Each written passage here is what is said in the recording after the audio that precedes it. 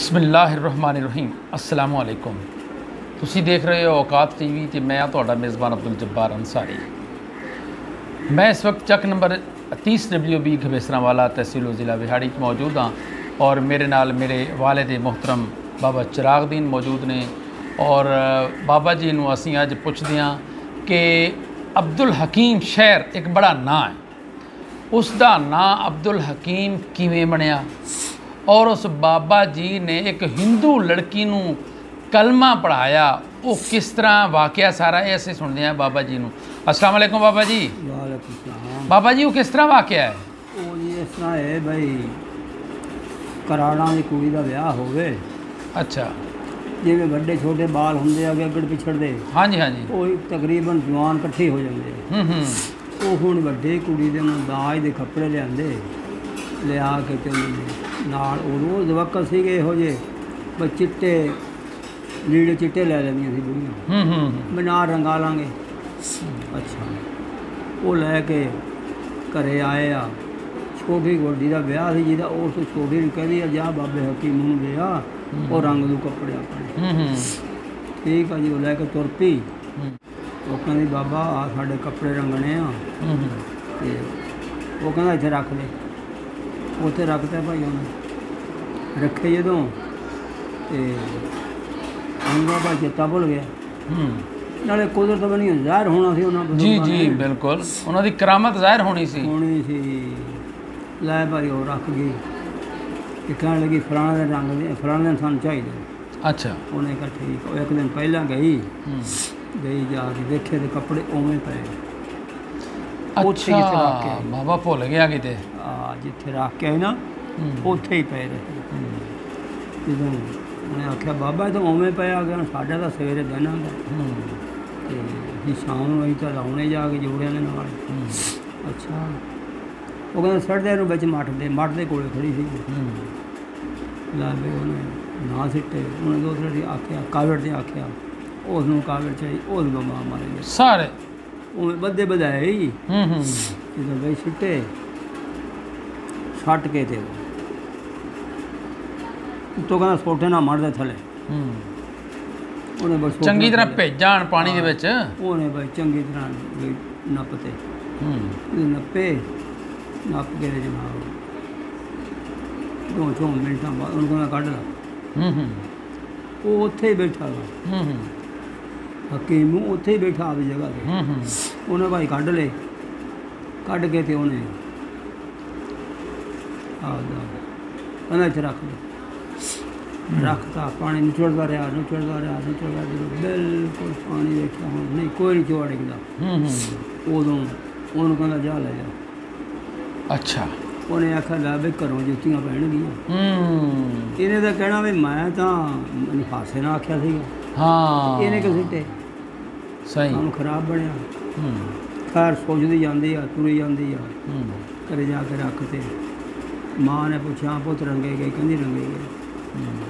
उन्हें जाके रखते। सवेर में शाम में बुढ़ियां सदियां ने आना गुणना जिवें सवाणी का रिवाज होंदा गा। हाँ जी, वो जोड़े नाल कपड़े लाने गंढ खोली जदों वो जिवें जिवें जोड़े ने कपड़े रंग उवें रंग निकली जान। वाह जी वाह, उवें रंग निकली जान। तो उन्हें आख्या भाई हुण कुड़ी दे कोले बैठी आ, उन्हें सारा पता सीगा। हाँ जी हाँ जी, हुण बाकियां नूं की पता जी जी। ला भाई वो पाई लाई गई जोड़े लाते, कुड़ी ब्याह के अगले लै गए। जदों दोबारा कुड़ी मुड़ के आई, दोबारा फिर चली गई। इन्हें वो छोटी कुड़ी ने आपदा घरे भांडे लीड़े बिस्तरे जिवें आंढ गुआंढ होंदे लिया वा वो सारे वटा करके वेली हो के 30 दिन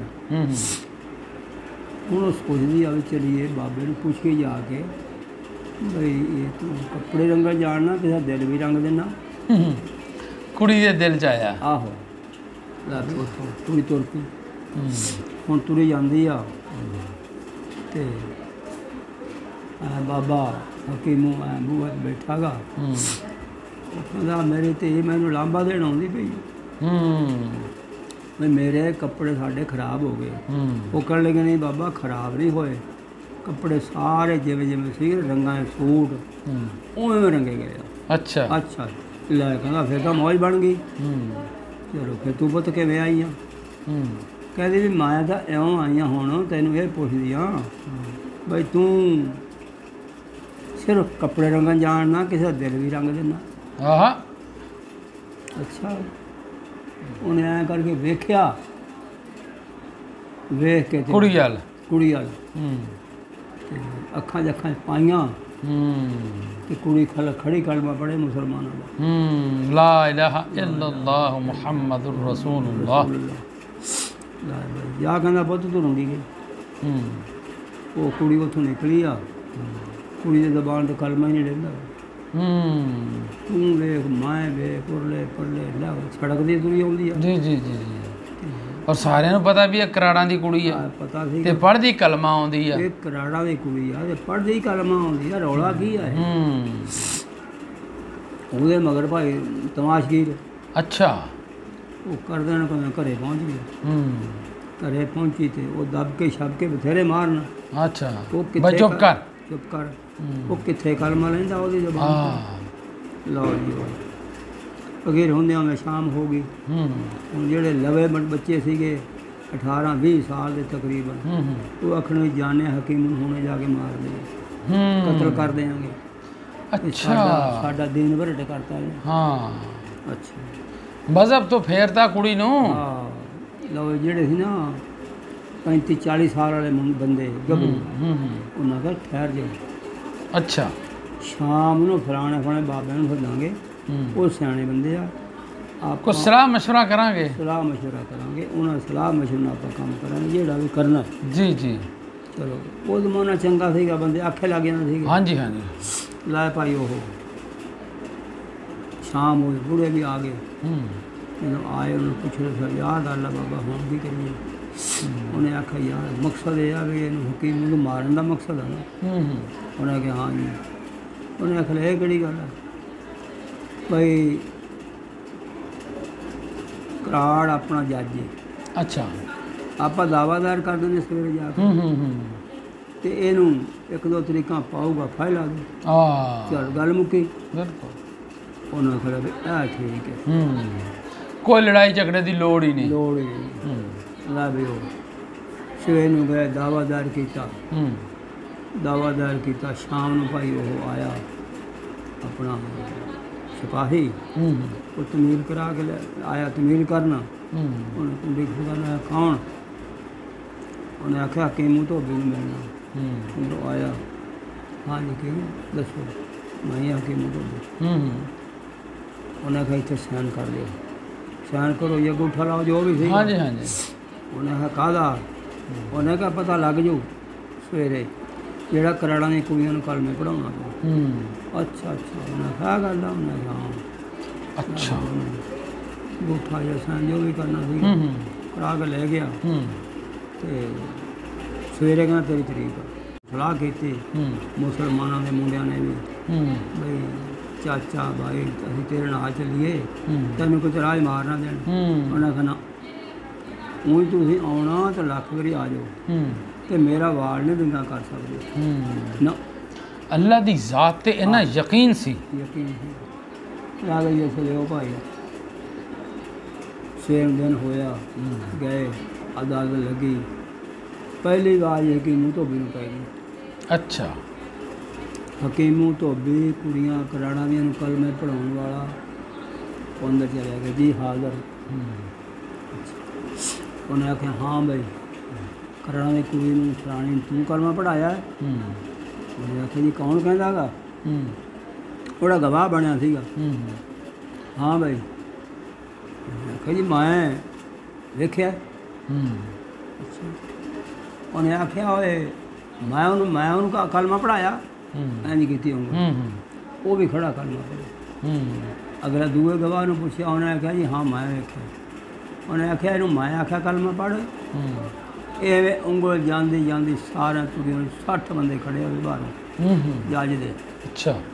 60 ਦੇ ਵਿੱਚੋਂ ਹੁਣ ਜਿਹੜਾ ਸੀਗਾ ਜੱਜ ਹੁਣ ਉਹ ਆਪ ਦਾ ਰਜਿਸਟਰ ਚੱਕ ਕੇ ਉਹ ਵੀ ਉਹ ਲਾਇਆ ਕਰਦਾ ਪਿਆ ਗਾ। ਉਹਨੇ ਆਖਿਆ ਤਾਂ ਉਂਗਲ ਮੇਰੇ ਤੇ ਵੀ ਆਈ। ਉਂਗਲ ਦਾ ਕੰਮ ਆ। ਉਂਗਲ ਦਾ ਬਿਲਕੁਲ। ਤੇ ਲਾ ਬਈ ਉਹ ਤੇ ਆਈ। ਉਹਨੇ ਆਖਿਆ ਇਹਨਾਂ ਸਾਰਿਆਂ ਨੂੰ ਮੈਂ ਆਖਿਆ ਕਲਮਾ ਪੜ੍ਹੋ। ਜੱਜ ਕੁਰਸੀ ਥੱਲੇ ਧੜਮ। ਅੱਛਾ। ਲਾ ਬਈ ਭਾਈ ਗੜਗਾਜ ਬਾਬੇ ਅੰਦਰ ਮੀਆਂ ਬਿਲਡਿੰਗ ਦੇ ਕਲਮੇ ਦੀ। ਤੇ ਜਿਹੜੇ ਬਾਕੀ ਕਰਾੜ ਸੀ ਬਾਹਰ ਖੜੇ ਉਹ ਬਾਗਰੂ ਕਰੀ ਜਾਣ। ਅੱਛਾ। ਅੰਦਰ ਵਾਲੇ ਕਲਮਾ ਪੜ੍ਹੀ ਜਾਣ। ਅੰਦਰ ਵਾਲੇ ਕਲਮਾ ਪੜ੍ਹੀ ਜਾਣ। ਅੱਛਾ। ਲਓ ਜੀ ਉੱਥੋਂ ਨਿਕਲੇ ਘਰੇ ਆ ਗਏ। ਆ ਇੱਥੋਂ ਤੱਕ ਕਹਾਣੀ ਇਹ ਆ ਗਈ। ਅੱਛਾ। ਨਹੀਂ ਉਸ ਜੱਜ ਨੇ ਵੀ ਕਲਮਾ ਪੜ੍ਹਿਆ? ਤੇ ਹੋਰ ਲਾਦਾ ਨਹੀਂ ਤੁਸੀਂ ਦੱਸਿਆ ਨਾ ਵੀ ਉਹ ਡਿੱਗ ਪਿਆ।